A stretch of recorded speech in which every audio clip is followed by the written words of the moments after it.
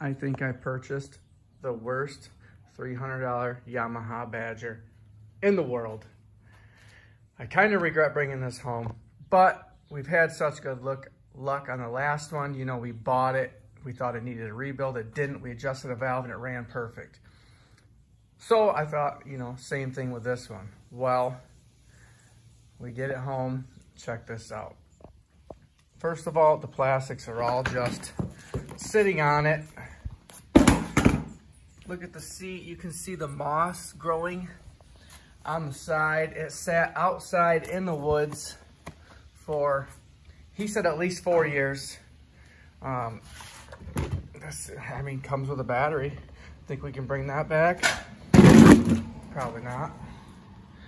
So let's get this thing down to its bones. Hey!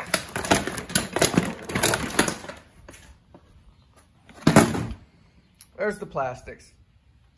Here, check this goofy front bumper out. What in the heck is that? I'd rather no bumper than that goofy thing. Here's the carb, and it's not on the motor. There's the motor.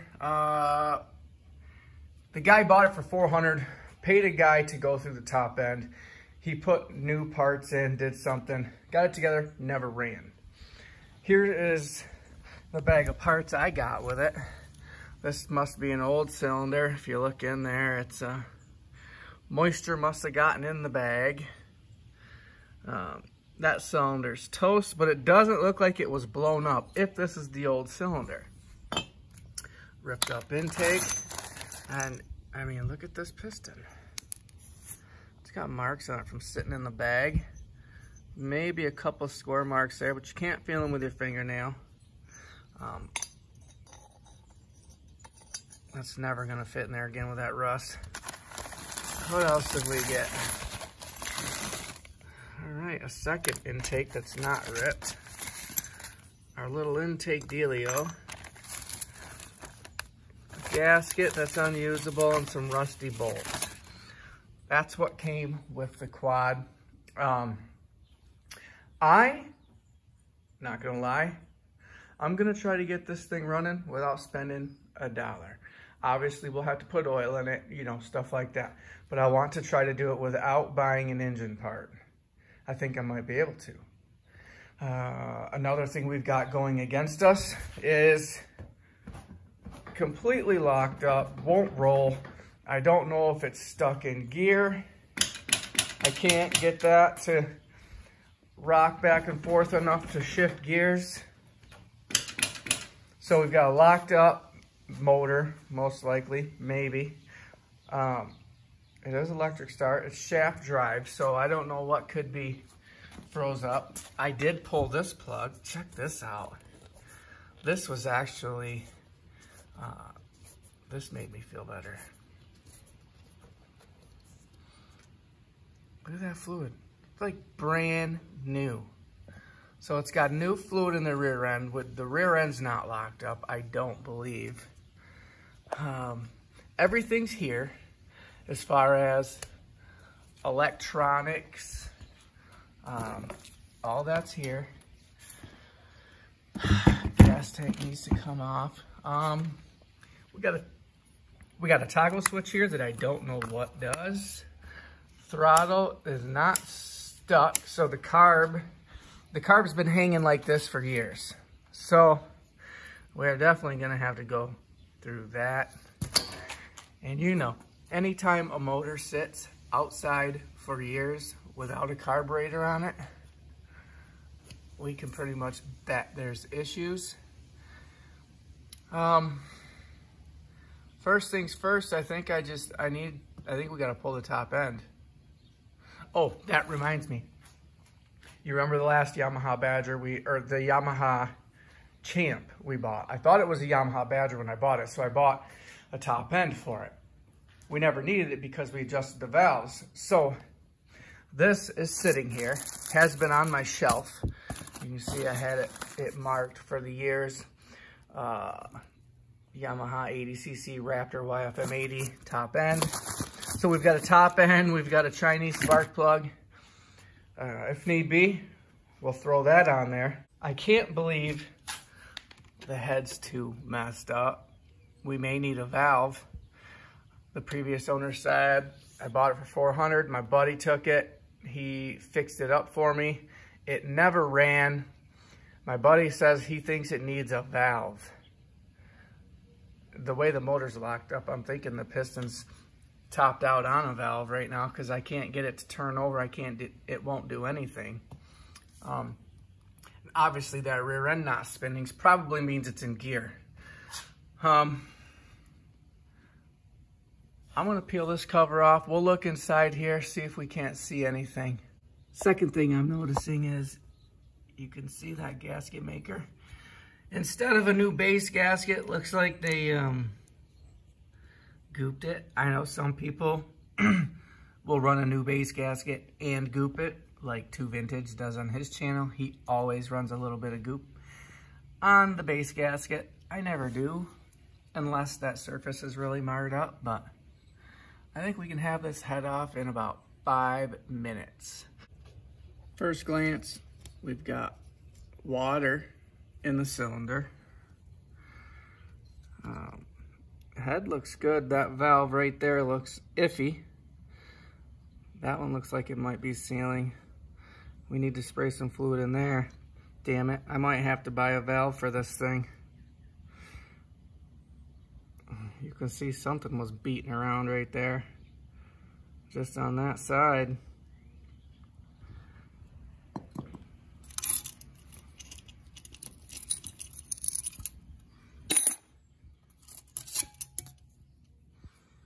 Just a cheapo head gasket. All right, and you can see they gooped it. Cylinder though, cylinder looks good. I can see a little scoring right here. I don't think that's enough. I can't feel it with my fingernail. Let me clean this up. Maybe I can get this thing to roll over now. She's still pretty locked up. I guess. Nothing to it but to do it. Let's pull this cylinder off. Wow. That's not necessary. What in the ever-loving... Look how much there is down there.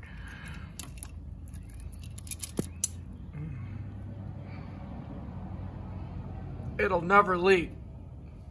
They'll never know. They're never gonna know. But this stuff don't even stick to oily surfaces. Piston, it looks like it's... He said it never ran, so... Jesus. Yeah, engine is, we got issues because that piston ain't moving.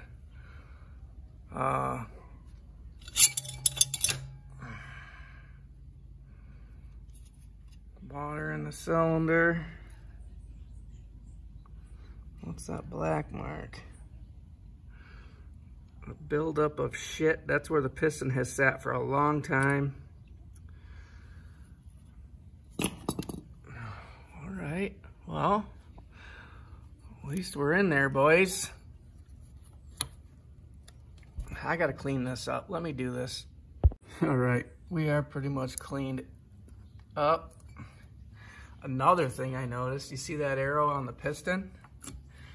To the best of my knowledge, the arrow is supposed to point towards the exhaust, so the piston's in there backwards. I can get this to move, but it's almost like it's in gear. You hear it?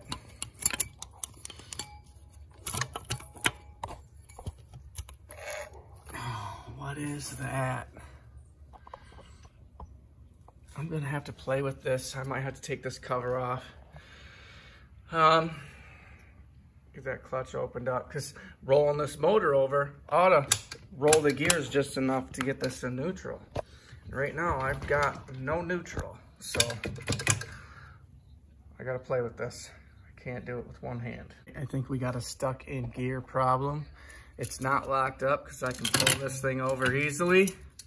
Another thing is, I'll get you a view inside. You see that valve? The valve's open. Now with this head out and the valve's all the way up, we should still have a couple thousandths clearance. We don't. So, remember on the last Yamaha I said it didn't run because the intake valve was too tight? Something about these Yamahas, I don't know how it does it or what does it, but these valves get tight. So I am going to loosen up both these valves, see if I can get them closing. And the best way to do that is, or test that is, spray fluid in the intake side. And if fluid comes out of that valve, you know it's not tight. You should be able to spray it in there and it hold water. Same with exhaust valve. Both valves extremely tight. I mean, that's got to be a millimeter too much. Look at that. We might have a running quad, guys. I was skeptical at first. Here's what we got going on. I got both these valves seated. They're holding fluid when I spray it in the intake and the exhaust. So that is a usable head. We do not need valves. That's a good. I threw the cylinder back on just so I could turn the engine over and try to get things moving so I can click the shifter down. I believe we are in neutral with the motor. I think the rear end's locked up. Something in here, something somewhere, I don't know, but I mean, we can easily hear it shifting. Engine not locked up. So I think what I need to do is at least get this thing running. We'll get it back together, get the top end on it, get the carb clean, possibly getting it started. Then we'll go to phase 2 and try to figure out this rear end. But I don't want to take all that apart with all this apart, and then I'm just going to have a huge mess. So I am going to use the cylinder. I could reuse that cylinder, honestly, and that piston. But since I have one in stock that I purchased for something else, I'm going to use that. I've managed to get the top end on. Everything is rolling over nice. Let's see here.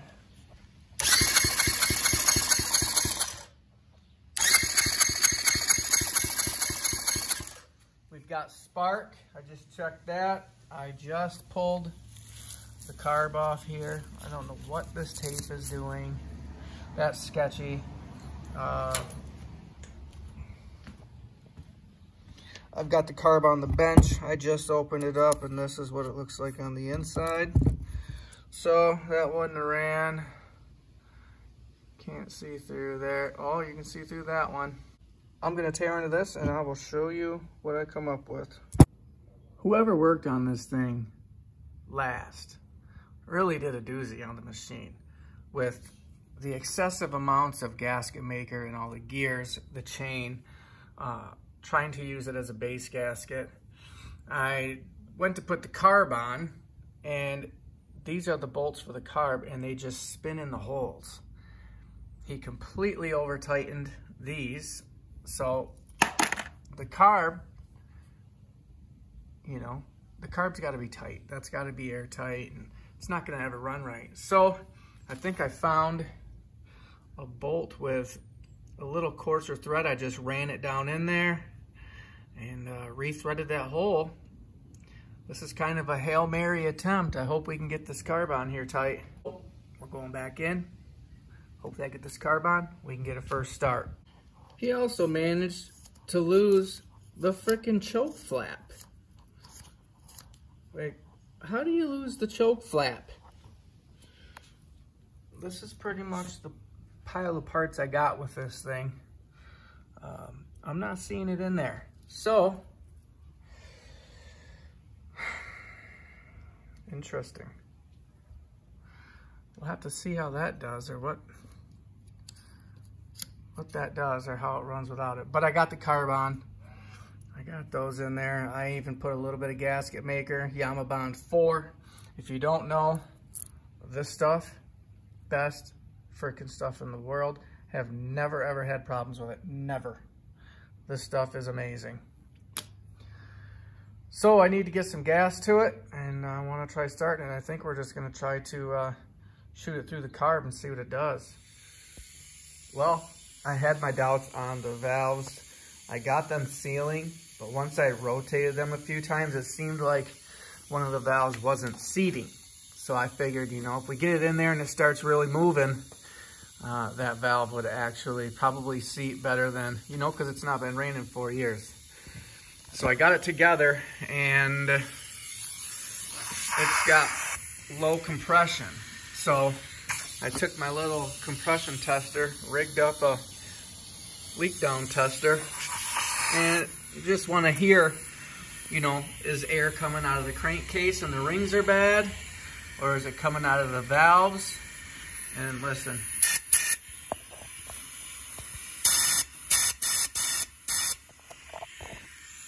So we're gonna have to do something with these valves, or at least a valve.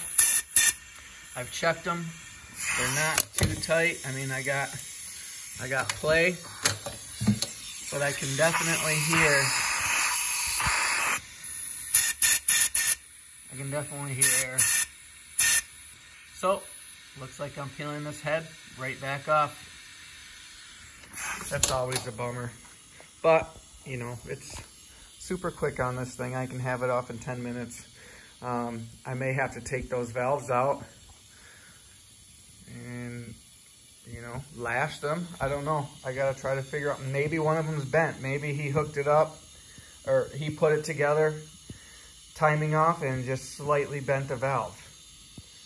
I had it to where they were both holding fluid, so we take it off, test it again. I got the intake valve out of here. The seat doesn't look horrible. The actual valve though, that edge is sharp. I mean, sharp as a razor. If you look, let's see if I can catch it. She's bent. Bent just enough. So I think the seat's worn down a little too far. Well, this sealing edge is worn down a little too far.